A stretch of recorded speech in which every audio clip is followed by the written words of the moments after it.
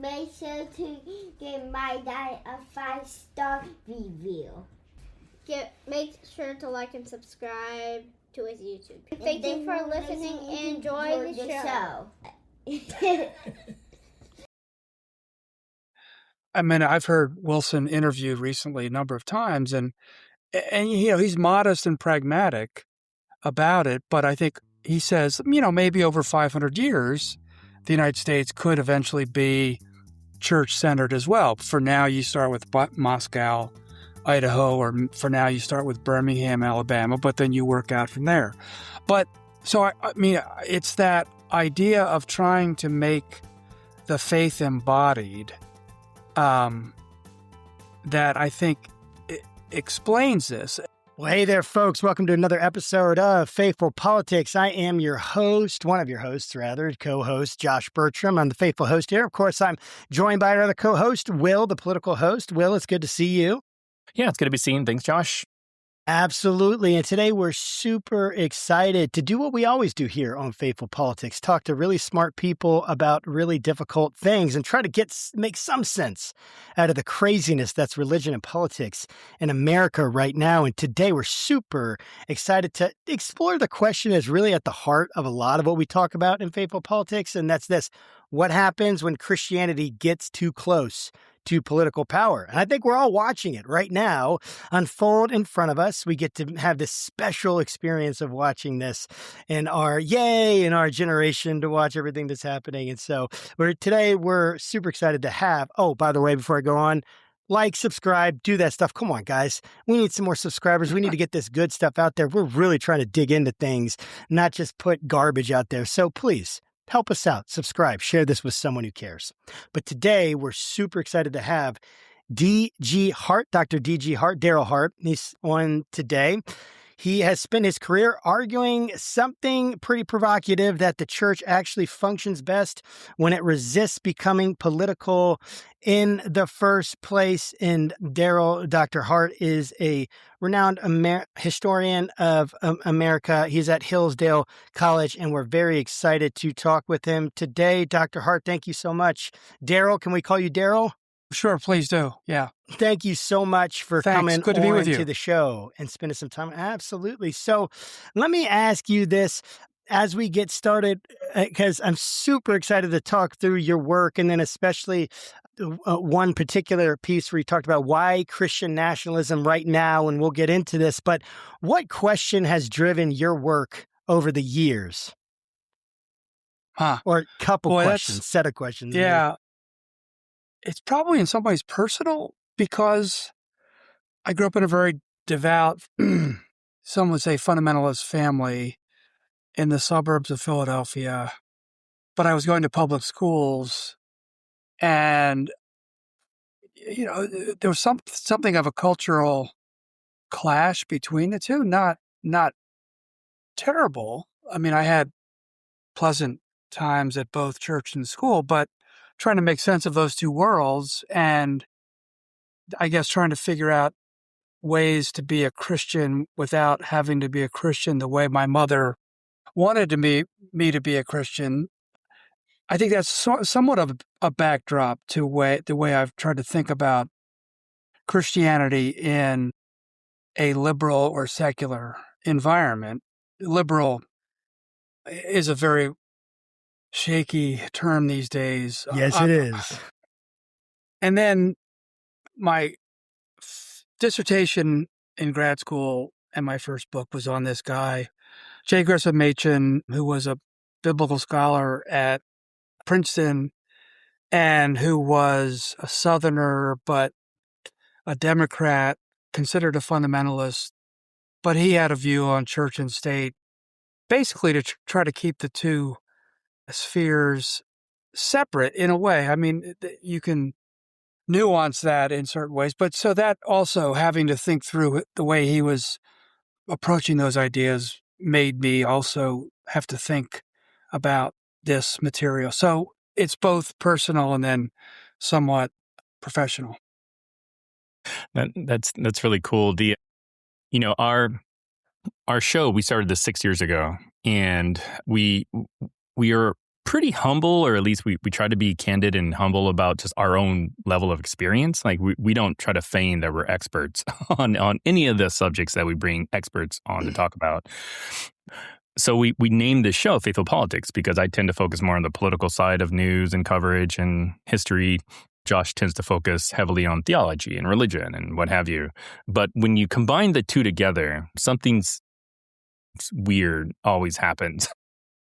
And I love for you just to kind of help us better understand what do you think are some of the fundamental misunderstandings of blending faith and politics? And I know you sort of alluded a little bit to it just now about the church-state separation thing, but I'd love to just get your thoughts.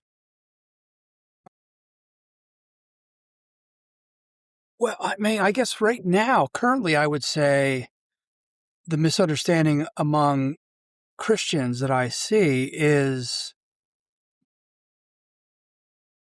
sense, and again, I think this is relatively recent, but anyway, a sense that Christians or Christianity are what made America great in some way, and that we need to return power to Christians because there are a lot of problems in American society, and Christians know how to fix it, when in fact, one, Christians aren't the only ones living in the United States. I mean, they are the majority. Christians, they're not just one block. There are many different kinds of Christians, and they don't necessarily agree. And to try to get them all to agree in their majority status, I think would be really difficult. But I also don't necessarily think that Christians know how to fix everything. I think they may have ideas, but I think they're also, I mean, I'm friendly with people who aren't Christians, people in the Jewish world, people, just regular scholars, academics that I respect greatly, who are very wise about these matters, and they're not Christians. And so why would I want to exclude them from the conversation in a way? And so those are a couple of my thoughts about that. Yeah, that makes a lot of sense. And, obviously for us, we're trying to create this environment just even in this microcosm of the faithful politics universe, right? Universe. That's a grand word for what it is, right? The sphere of influence that we have. And we're trying to create a place where people can really engage in both faith and politics. And yet, again, we seem to have, when there's this love for power that any group has, right? That love for power tends to overshadow other considerations, ethical considerations of policy, all sorts of different things, even considerations, I think, of faith and truth sometimes get subordinated to the questions of power. And I would love to hear from you and your research over the years. If you could put maybe in simple terms for our audience, and we've asked this question in 100 different ways, but I'd love to hear your answer. What goes wrong when Christianity becomes, or maybe what can go wrong when Christianity becomes politically entangled? Not involved, not influential, but entangled within the, in the halls of power. What can go wrong there? What do you see going wrong? I mean, before the American history, and, I teach Western heritage here, I dabble in European history, but I think part of what makes the United States and exceptional in a way is the United States broke with 1,300 years of church-state entanglement because it didn't work well. And there's discussion about Christendom by somebody like, say, Doug Wilson or something, and there's a kind of romanticization of the Middle Ages. And I don't think it was the worst time ever to be alive, but there were serious problems that even in British or English and Scottish history, 16th, 17th centuries, that were the backdrop for American colonists in the 1770s saying, wait, let's try something different. And the different thing they were going to try was to separation of church and state, at least the federal level. Yes, states still had established churches. And even there, when you look at what happened in places like Massachusetts, especially, which had the longest established church in the United States, people seem to forget that it didn't go well. That's why they got rid of the established church, because the Congregationalist churches many became liberal, became Unitarian, and there were two sides in towns oftentimes between the Trinitarian and the Unitarian churches. And eventually government and the people said, that's it. That's enough. Let's just get out of this altogether. And so, I mean, a short answer to your question is the danger of two answers. On the one side, the danger of Christianity becoming entangled is that Christianity could become coercive if the government is Christian. And I think, I don't know, maybe there are Christians who would defend coercion to spread the faith, but I think most people wouldn't. So that's one side. You wouldn't want Christianity to be doing things coercively. On the other side, though, when Christianity is entangled, the church usually goes liberal in some way. It loses its integrity, its witness, because it has to speak, to speak to areas that the church or Christians aren't really called to speak to, because the Bible doesn't necessarily talk about those matters. So it works on both sides. It compromises the church's witness, conceivably, or it makes the church or Christianity an agent of some kind of coercion, which is what government is. Ideally, government doesn't have to use exactly power, but it's in the business of using power. Even the Bible talks about the sword as being legitimate. So anyway. I think that this is a good jump off point, because one of the things that I'm really, really excited about getting in a conversation with you about is about Christian nationalism. We cover Christian nationalism here quite a bit. Have spoken to, I don't know how many experts, but a lot. And my personal opinion on the whole, I think Christian nationalism is bad for the country and for people of faith like myself. But I'd love to kind of just get your assessment of Christian nationalism. Maybe we can start first by just defining it, and then just tell us kind of what you think about the prevalence of Christian nationalism kind of in today's era, maybe going from 2020 or 2016 to present. Well, so there are two strands of Christian nationalism in effect, but the one that is now much more prominent is the Protestant side. Maybe 8 or so years ago, Roman Catholics were having their own sort of debate, and the word that people were using was integralism, the idea of having church and state cooperate more. People like Patrick Deneen, a political philosopher at Notre Dame, or Adrian Vermeule, who teaches law at Harvard, were proponents of that. And it's pretty high-level conversation, and they're smart guys, and I don't know how much traction it has received either among politicians or within the hierarchy of the church. But within the last 4 years or so, the Protestants have come on strong with people like Stephen Wolfe and his book, The Case for Christian Nationalism, or Doug Wilson's book on Christendom. I don't remember the full title of that. And then more recently, James Baird, who is a pastor in Florida, Presbyterian pastor. I think the title of the book is King of Kings or something like that.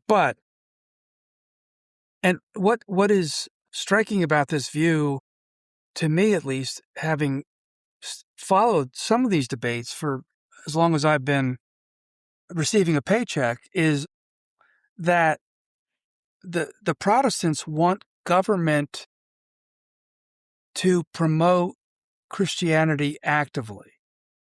It's not always clear what that would look like, but they do want government to do so. And generally speaking, they also think the government should be Christian, so that legislators or the prince, or however they say it, those people should be Christian and should be promoting Christianity in the public realm. And oftentimes, though, they want the churches to stay out of it, which is something I've not really seen before. And I've tried to get some of them when I interact with them on Twitter, which isn't the best place to do it. And I'm more of a jerk on Twitter. I get it. I'm trying to be playful, and people don't get my sense of humor well on social media. Yeah, right.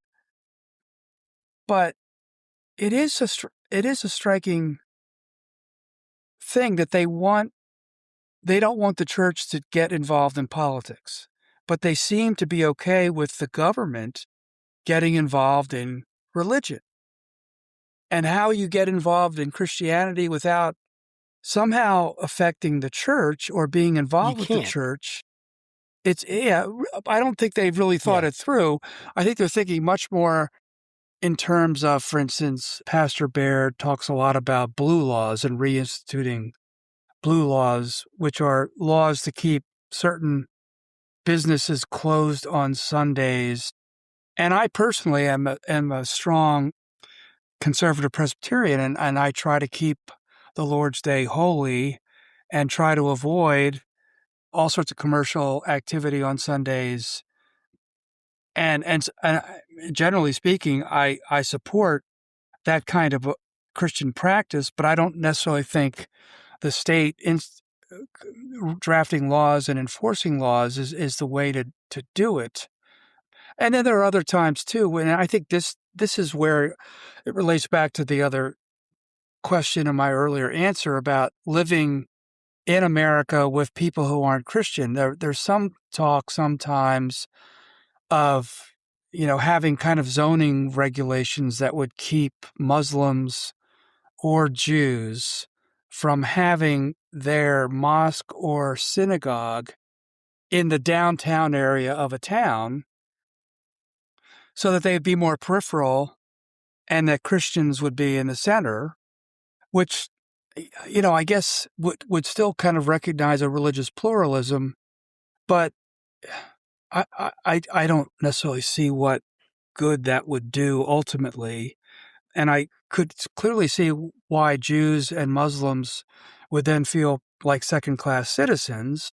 And I mean, I know the history of both those groups somewhat, but in the particular case of Jews, and I'm very much a philo-Semite or whatever the word is, partly because I've just grown up watching too many Jewish American stand-up comedians, and I'm too big a fan of Seinfeld and Curb Your Enthusiasm or whatever, which doesn't necessarily say good things about me, I guess. But I mean, I don't want Jews in America to feel like second-class citizens.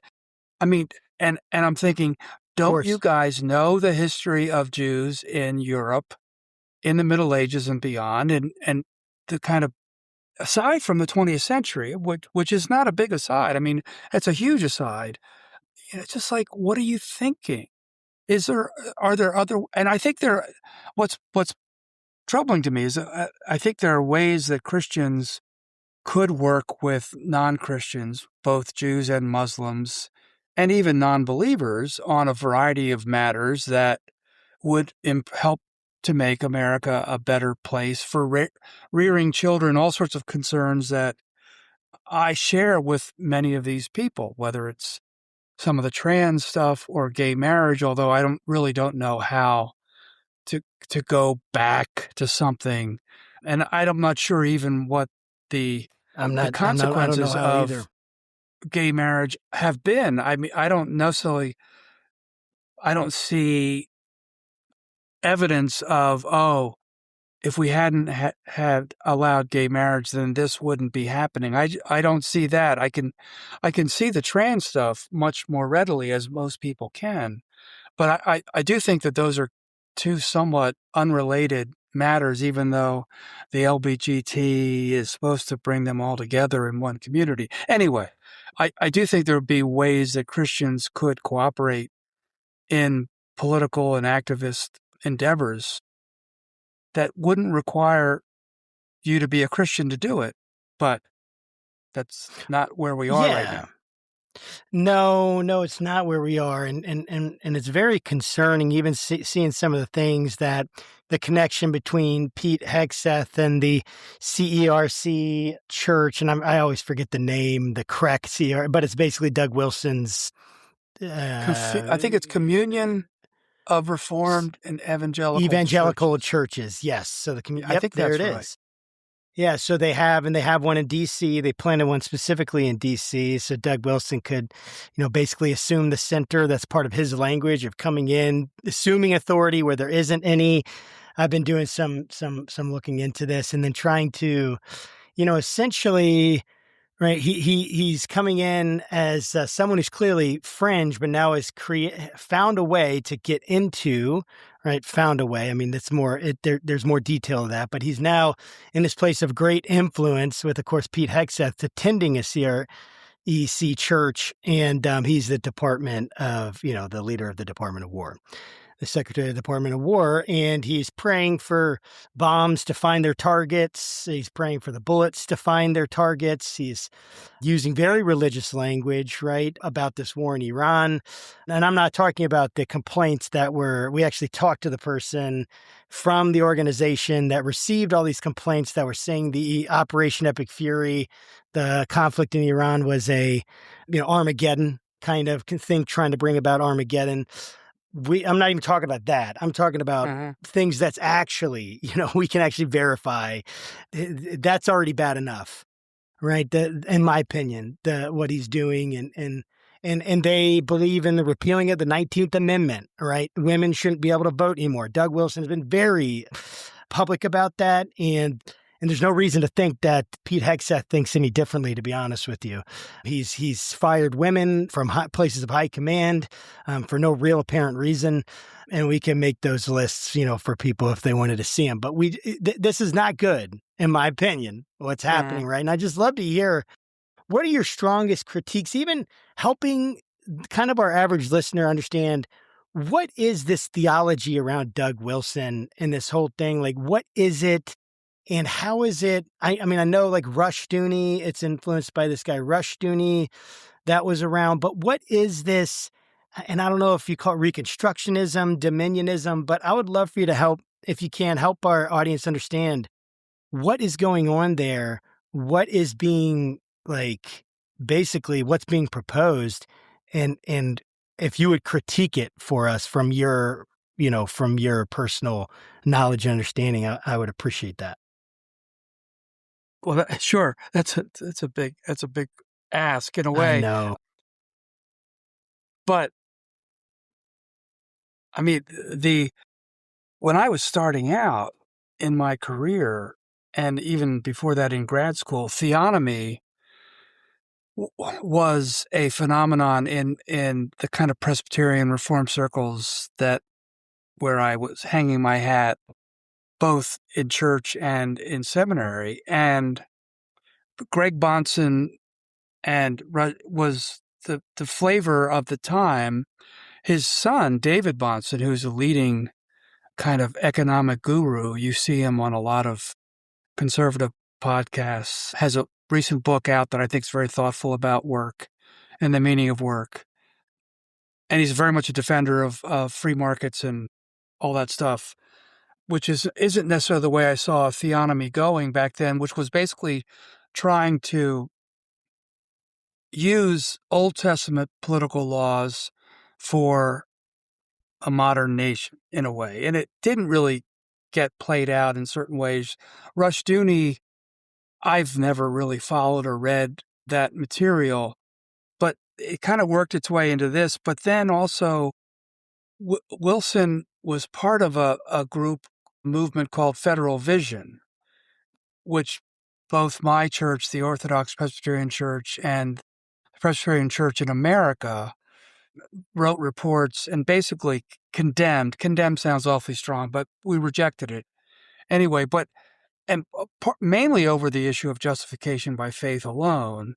And part of what Federal Vision was trying to do was to have an understanding of justification and salvation so that it wasn't merely a personal matter of faith, something almost interior or spiritual.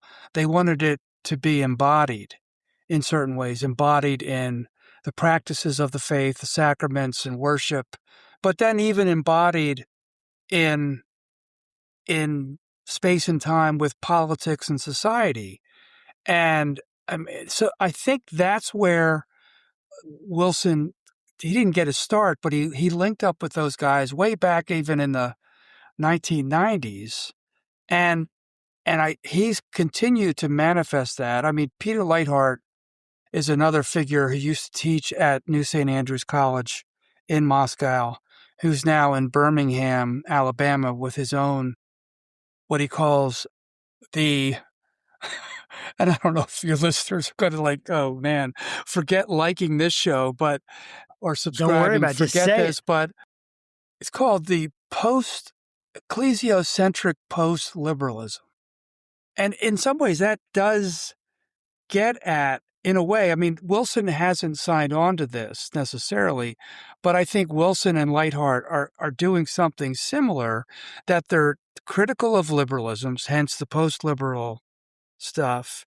And then they also want to do something ecclesiocentric, meaning church-centered, making the church the center of the community, as it were. Of society, right? I mean, basically, It could be local initially, and eventually, I mean, I've heard Wilson interviewed recently a number of times, and he's modest and pragmatic about it, but I think he says, maybe over 500 years, the United States could eventually be church-centered as well. For now, you start with Moscow, Idaho, or for now, you start with Birmingham, Alabama, but then you work out from there.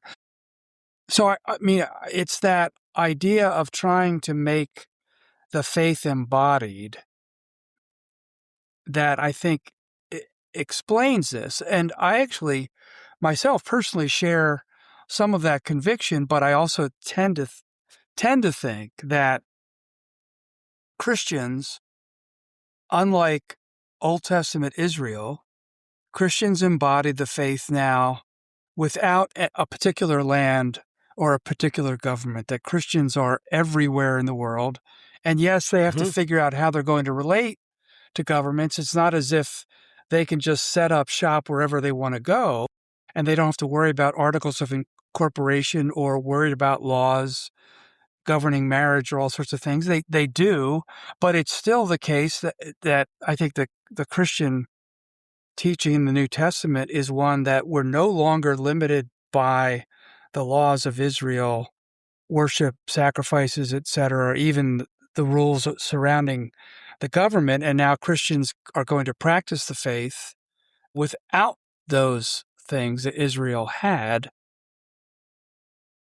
I mean, I think there's a frustration with that. There's a frustration that, no, we need more than that. The church needs to be something more than that. And that's why, if you look at the Bible, a lot of people then go, well, we'll look to the Old Testament because there believers had this plan. Believers had a government. Believers had laws. Believers had all sorts of things. And so, if you do want to do Christian politics based on the Bible, I think invariably you're going to wind up going to the Old Testament, which is where theonomy in some ways gets its roots. That's pretty fascinating. Like I hadn't really thought about it that way, and I think it makes a great segue to talk a little bit about America's founding. And before I ask the question, I just want to articulate kind of my own journey. There was a time in my life where I thought that America was founded as a Christian nation. It was early in my Christian walk, and it wasn't until probably the start of this podcast that I stopped trying to find the support that America was found as a Christian nation in the Bible, and started opening up a history book or history books. And what I came to find out is I think it's nuanced. And I also understand why people would think, that, because America's relationship with religion seemed inseparable, like in the earlier days. And I'd love for you just to expand on that, like help me better understand the nuance of America's founding and religion.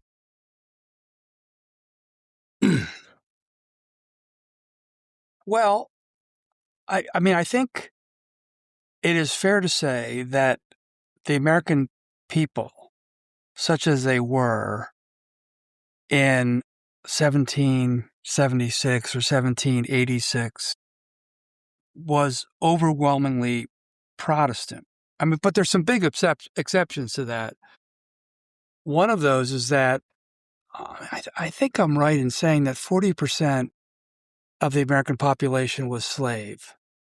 And it's not clear that the evangelization of slaves, of Black Americans, had really started before the founding. So, I mean, slaves were probably attending church with masters, but still. And then there's really small percentage of Roman Catholics and even smaller percentage of Jews. Anyway, so it's overwhelmingly a Protestant population, but they are coming from different Protestant backgrounds: Episcopalian, Presbyterian, Baptist, Quaker, and they all have, well, I mean, my own reading of the founding is that this was not a religious endeavor. This was very much a political endeavor. It was about taxes and self-government, and there would be Christian rhetoric justifying some of these concerns, but people weren't living necessarily in strictly regulated religious colonies. Massachusetts would have been in the 17th century. They lost their charter in the 1690s, and they became still Puritan inflected and dominant in many ways, but they didn't have the same momentum that they had in the 17th century. And by the 18th century, these colonies all have their own sort of economic and political endeavors. I mean, I don't think a lot of Americans necessarily recognize this, how independent the colonies were from each other. And there was a major effort to get people in South Carolina to care about Massachusetts. And once shots started being fired in Massachusetts, in Lexington and Concord, then maybe finally people could say, oh, that could maybe happen here as well.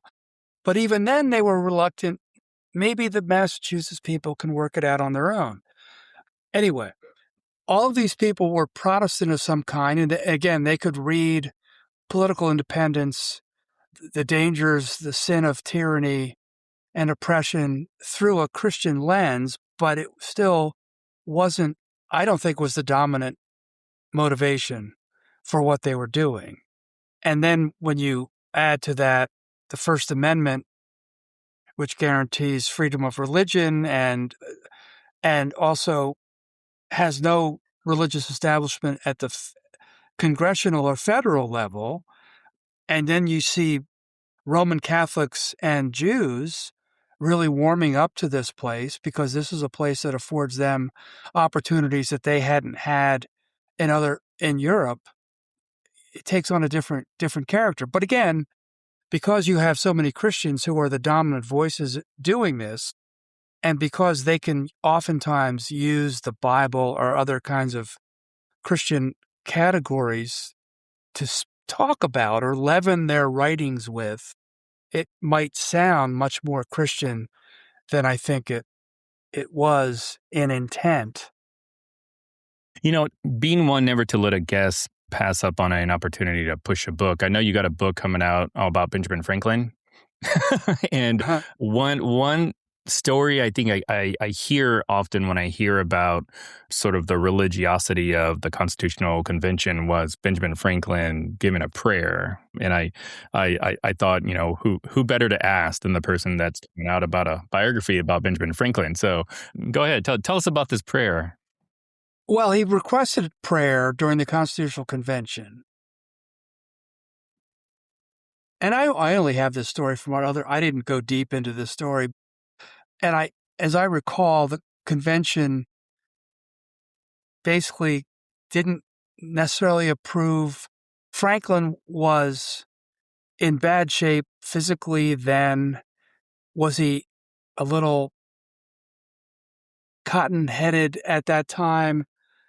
And Franklin himself was never the most pious of people, but I do think he did truly believe in God, not in Jesus, but in God. Interesting. And I don't think that he was necessarily doing this as a kind of LARPing or something. I think he really believed in God and thought that, that Constitutional Convention hit many difficult patches, and he probably really believed that a prayer could help the convention out.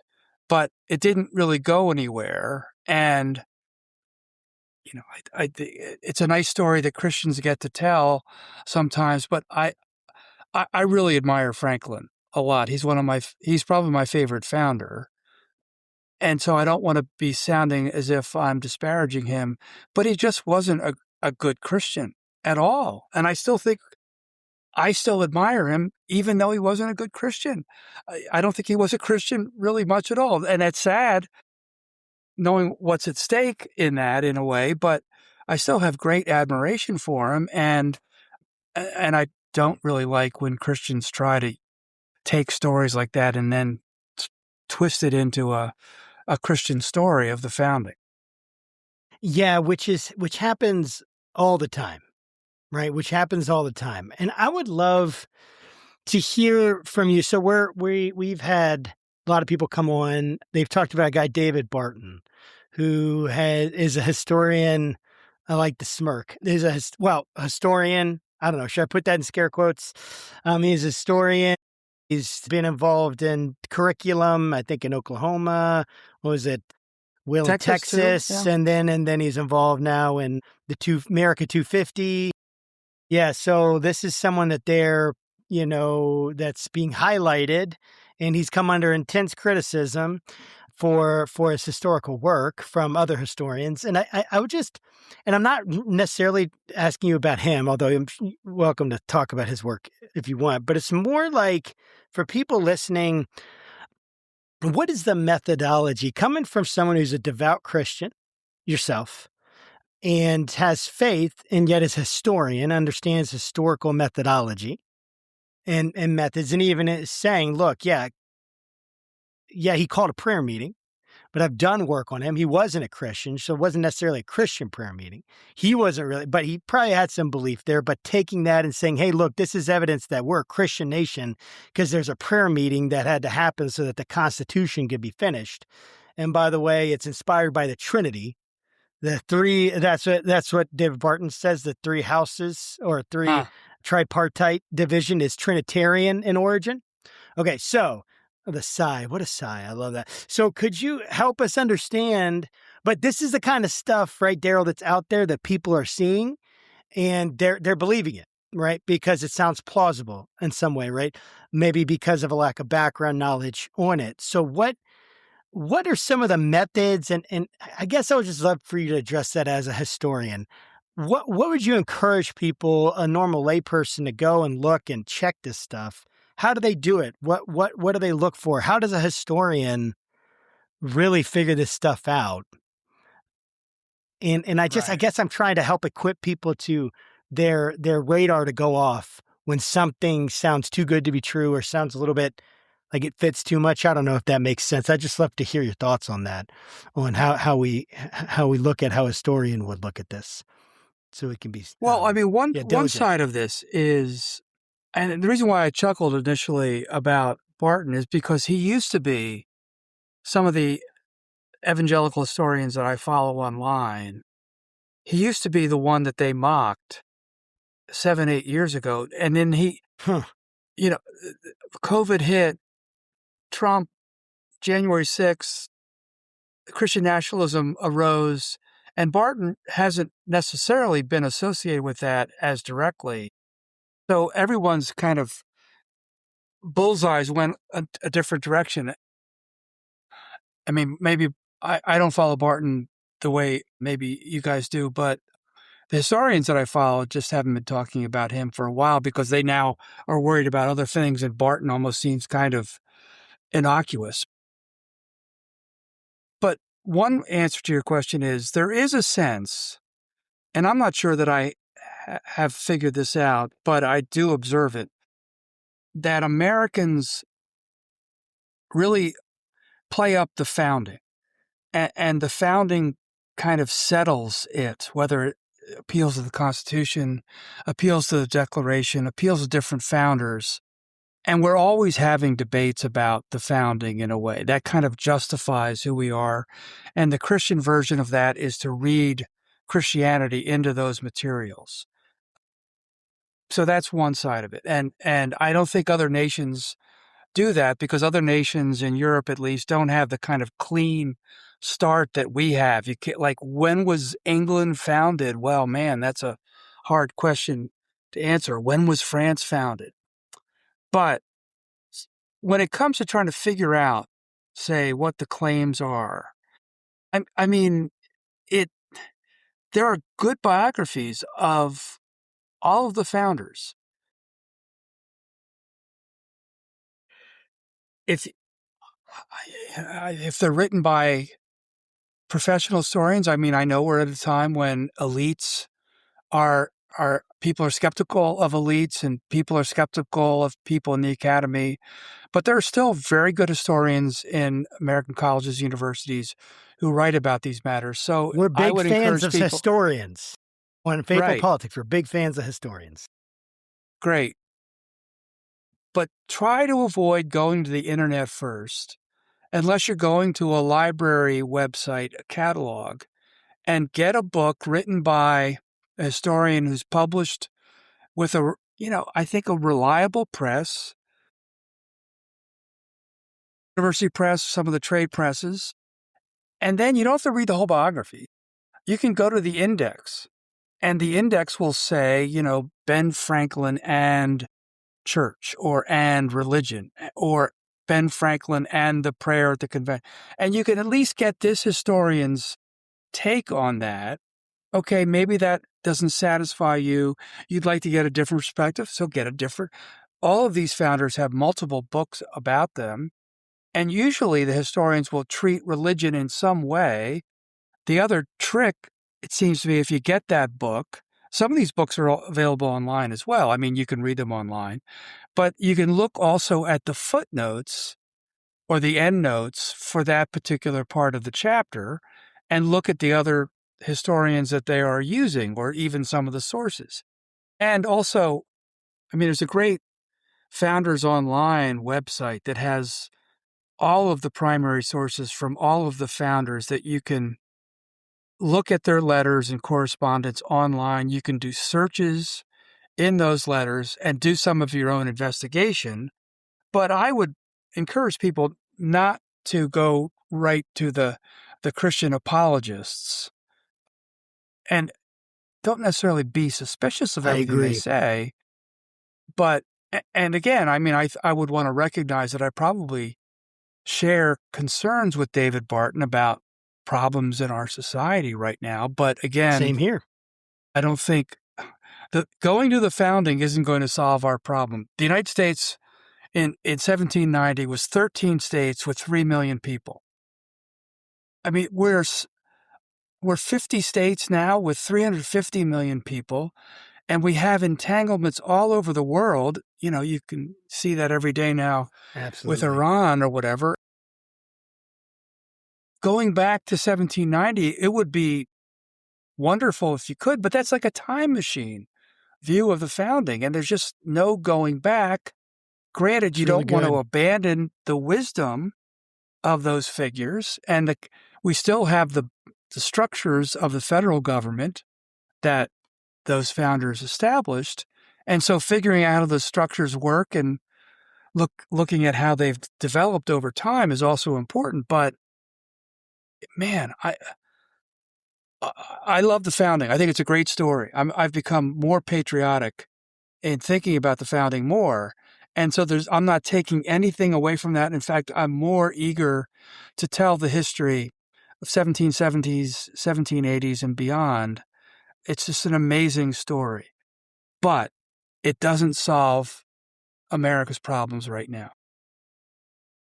Yeah, I really agree with everything you just said, and I have learned to appreciate the founders as well. I mean, so I'm a progressive, right? And if you follow any right-wing news, I'm supposed to hate America, but I'm a veteran, right? Served in the infantry, went to Iraq, got the T-shirt and like some metal things on my back. But I love this country. And like, were the founders perfect? No, but I'm here today, because of a document that they put together, many, many years ago. And whether or not I was inspired by God or not, like, the fact remains is, I'm able to live in this country. And I think that's great. I think a lot of people, sort of hold the founders and say, well, they're all slave owners and blah, blah, blah, which is no small thing, but it's like, that can't be the only thing we define them by. They did other things. And I just think we just have to just appreciate that. With that said, like, there are, and when you alluded a little bit to it, and David Barton's probably a big one, but there are a lot of myths out there about our founding and about sort of Christianity's role in the founding. What is sort of the biggest challenge for you as a historian? Whether that's, teaching, or whether that's just having conversations with friends. Like, what do you think is the biggest challenge that is created by this sort of mythical, founding narrative that you often hear sometimes? I guess in some ways, it's right there in the question you just asked. The biggest challenge is there are two, in effect, and I don't think Christians have necessarily helped with this. It's either you demonize the founders because of slavery, or you idolize the founders because they did this gobsmacked, kind of awesome God-inspired thing, and there's something in between. You do both, and they were flawed figures who really rose to the occasion and did remarkable things, even though they were still flawed figures and they didn't figure it all out. And I guess the reason why I think maybe Christians have contributed to this problem, and again, at least in my circle of Christianity or Protestantism, I think we tend to have a kind of a view of piety and sin that makes it difficult for us to kind of admit to a struggle, or even to recognize, too, that there are parts of human existence, parts of human endeavor that are not either sacred or profane.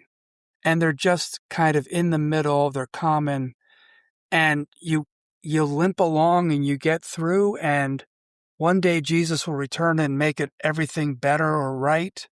But for now, you don't get heaven, and you're not in hell. It's just in between. And in between, this is something I think Americans struggle with. I think Christians have struggled with it and maybe given Americans a dose of struggling with it as well.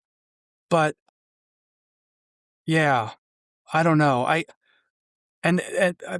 guess someone that comes to mind in thinking about this is Ben Franklin, who I think actually recognized that human existence was a struggle, that he had part of his autobiography was this plan for perfection.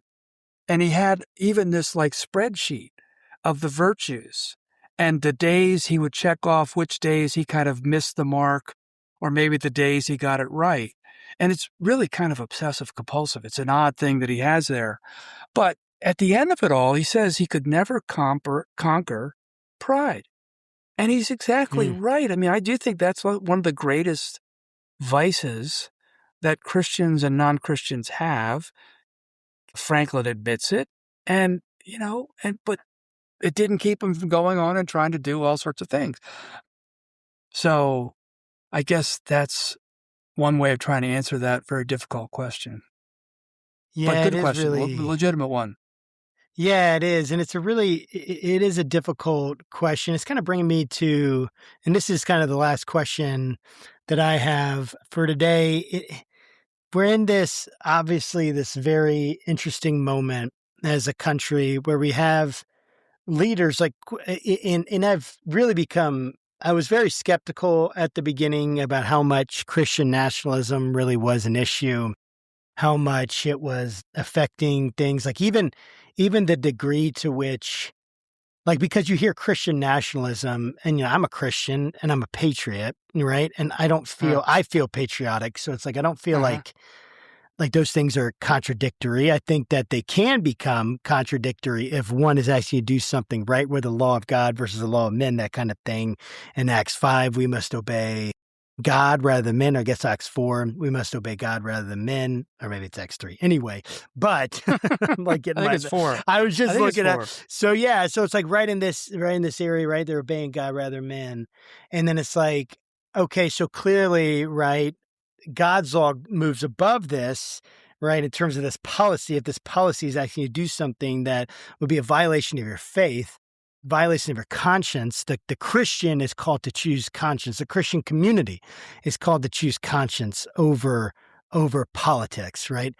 I think, though, right now we're choosing power over conscience. It seems to me we're very afraid.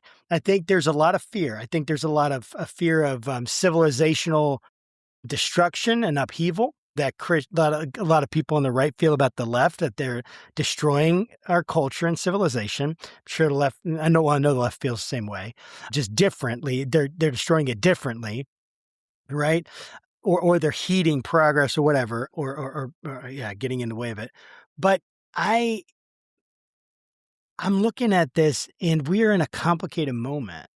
And more than I've ever had in my life, Christianity is coming out of the White House, coming out of leaders in a way that feels very coercive to me. The more I've looked at it, the Christian nationalism feels like an enormous idolatry, number one, for any Christian. To put any nation above God is idolatrous. And I think the second thing is that I also, looking at some of the stuff from Rushdoony, some of the stuff from guys like Doug Wilson, seeing how influential they are, is very concerning to me, especially with some of their views, where there is kind of a view that democracy and Christianity cannot or won't ultimately, they can't ultimately live in harmony. I think that's kind of part of Rushdoony's thinking, is that, eventually, democracy and Christianity are going to be at tension because the Christian has to follow the ultimate law, right? Not the law of pluralism, but the ultimate law. That's the kind of idea. And again, I could be wrong about any of that. That's my understanding of it at this point. Or I'm certainly incomplete on it. I would love to hear from you, like, what your assessment is. We've been talking about it this whole time, but just bringing it into crystallization in one question. What is your assessment of where we're at right now in Christianity in America? I know Christianity is abroad, so maybe we'll focus on the Christianity that's being pushed to gain power, the idea of the Christian nationalism. What is your ultimate assessment of that? And where do you see this going? I know historians hate to make predictions about the future. I know all of us, right? We're wrong, and we're probably going to be wrong. But I'd love to hear what is your assessment on this, and what do you think the average Christian, the normal Christian, just listen? They don't want to. They're not all Christian nationalism. They don't want their neighbor to be forced to go to church or to have to be all everything that will come with that. But they love God and they want to be involved politically, and they're feeling a little confused. How would you kind of help them today? How would you answer that question about what's going on and how can we navigate this? I don't want to sound condescending, but I do think that this is just flailing at the problems that the United States has been facing, whether you want to date it from the beginning of the first Trump administration, which was kind of a violation of all sorts of norms, or you want to go to 2020 and January 6th and then pandemic and the protests over George Floyd. And I mean, we've been, I lived in the 60s. I was alive for the Vietnam War protests. I was alive for Kennedy's assassinations and King's. I mean, the country's been through difficult times before. Yes. I mean, now, though, are aware of it because of social media, conceivably, if you're online. It's 24/7. I mean, this is even beyond cable news with what you can get on your phone. So, I mean, they're real. The country has suffered some real challenges of late.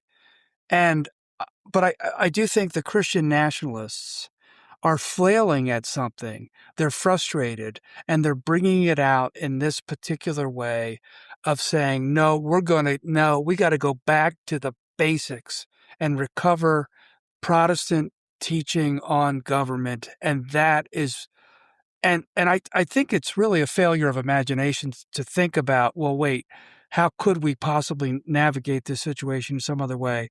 But so there's this pent up frustration that I probably was not aware of. And I don't think it's a large group, but there is a group of people that find this attractive. I also think it's going to go nowhere because I think it's all books and ideas and online, and a lot of people aren't really interested in this, but there's no real plan for implementing it. I mean, whether we're going to take over Hillsdale City government, boom, we're going to get that one. And then we're going to move to Albion, Michigan, and we'll get that one. I mean, there's just no plan for this. So I think it's a lot of words. And actually, some of the scholarship by some of the people involved have brought to light Protestant teachings that, I mean, even myself, I was not necessarily always aware of. So there's been maybe a value from a kind of curiosity standpoint. But I just don't see this going anywhere. And at least so far, I haven't seen a politician other than Hegseth, but he's an appointee by I don't know if he would ever win any election, which is what you still have to do in the United States to gain office. You have to win elections. I just don't see any elected official running with any kind of Christian nationalist platform and getting beyond 10% of the vote, depending on the constituency.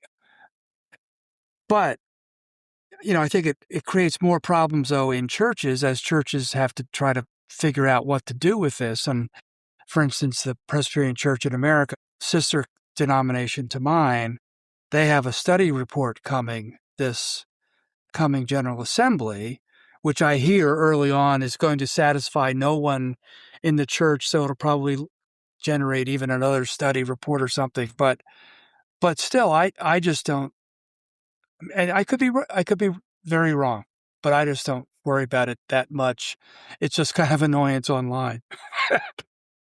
Yeah. Well, Daryl, thank you so much for stopping by and chatting with us. This was a fantastic conversation. But before I let you go, tell us a little bit more about this book you're writing. When is it coming out? Which publisher did we talk to get a free copy so we can bring it back on and talk to you about? Well, if you're talking about the Franklin, that book is out. It's with Oxford University Press.